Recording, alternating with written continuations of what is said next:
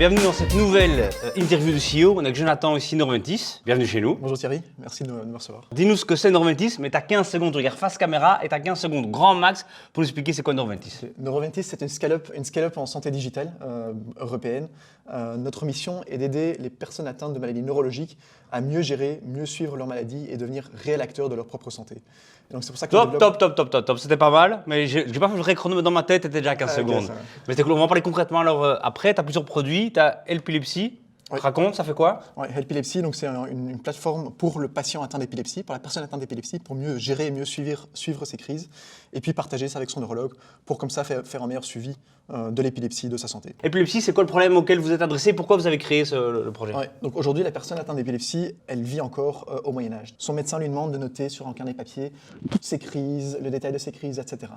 Et il le voit après 6 mois, il revoit ce neurologue, il doit lui montrer ce carnet qui contient des données assez peu précises. Et le neurologue, sur base de ça, doit arriver à poser un diagnostic, poser des nouvelles décisions thérapeutiques. C'est extrêmement compliqué, à la fois pour le patient, parce que c'est frustrant pour lui, il attend 6 mois, et puis il a 20 minutes avec son neurologue, et son neurologue, il passe juste son temps dans son carnet à essayer de comprendre.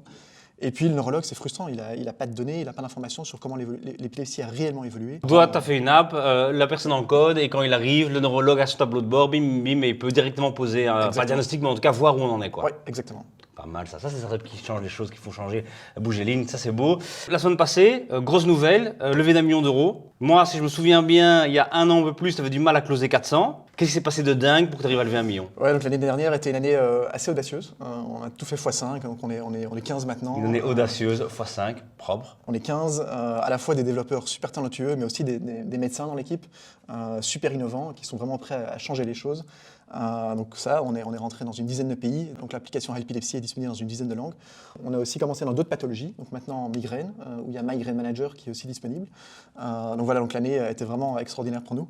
Et comment t'expliques ça, ce x5? C'est ça, ouais. x5, quel était l'élément déclencheur qui a fait qu'à un moment vous étiez juste avant ça?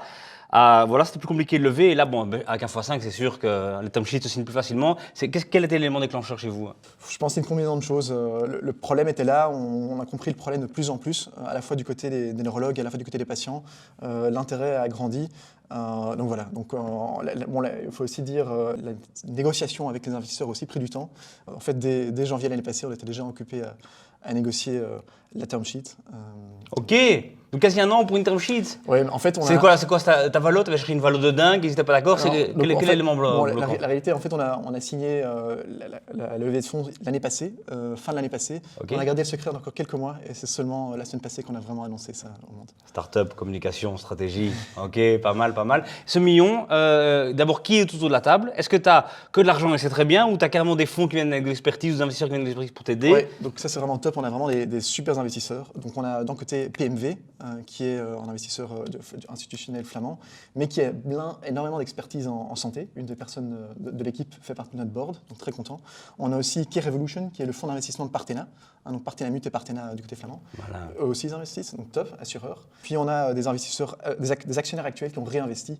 Donc tu as Blue Health Innovation Fund, qui est en fonds flamand, composé de UCB, l'Université d'Anvers et Kronos, qui est en groupe IT flamand.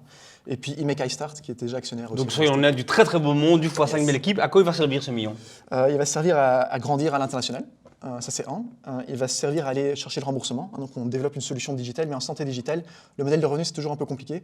Le rêve à long terme, c'est d'être remboursé par la mutuelle. Un peu comme on rembourse des pilules pour le patient, on veut aussi rembourser nos pilules digitales, qui va aider le patient à aller mieux. Donc ça, c'est aussi quelque chose qu'on travaille avec ce million.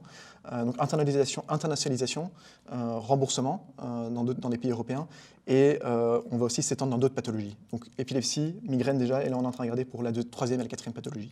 Ok. Et donc le Covid pour toi, tu l'as pas ressenti du tout? C'était un accélérateur? Oui, donc le Covid a fait changer les mentalités belges sur tout ce qui est télémédecine. Donc l'ordre des médecins était relativement contre tout ce qui est télémédecine.